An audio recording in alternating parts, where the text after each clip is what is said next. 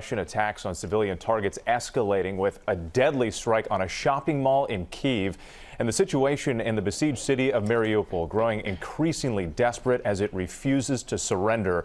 Our foreign correspondent James Longman is in Lviv with the latest. James, good morning. Yeah, good morning. There have been 27 days of this war now, and since the very beginning, Mariupol has been bombarded and under siege. There are something like 300,000 people still stuck in that city, but the Ukrainians are holding out.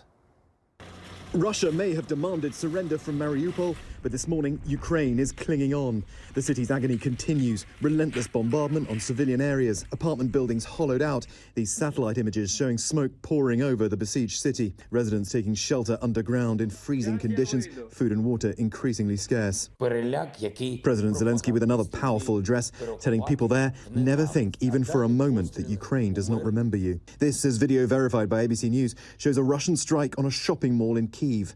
The attack, the largest and deadliest the capital has seen so far, killing at least 8 people. The Russian Defense Ministry releasing this video, they say, shows the attack, claiming the site was used for a missile launcher and ammunition, but the Ukrainians have yet to comment.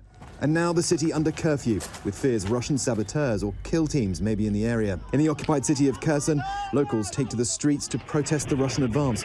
These shocking images show Russian forces firing into the crowd. They used stun grenades and automatic weapons. At least one person was reportedly injured. The staggering human toll of this war worsening by the day. According to the UN, over 10 million people have been forced from their homes. That's nearly a quarter of the entire population. 3 million have fled the country, and half of those children. Yulia was able to escape from Kharkiv. She says, "We were in a basement for 10 days. Planes and rockets were flying over us. It was really scary." And now Ukrainian officials are accusing the Russian military of forcibly taking over 2,300 children from Donetsk and Luhansk and relocating them to Russia. With the Russian advance apparently stalled across the country, a senior US defense official has said that the invasion forces have just below 90% of its combat power still intact. The Ukrainian military also has over 90% of its combat power intact, although the official points to weapon shipments from allied countries helping to bolster its defenses. President Biden has now confirmed that Russia has used hypersonic missiles in Ukraine, an advanced weapon that can evade aerial defenses.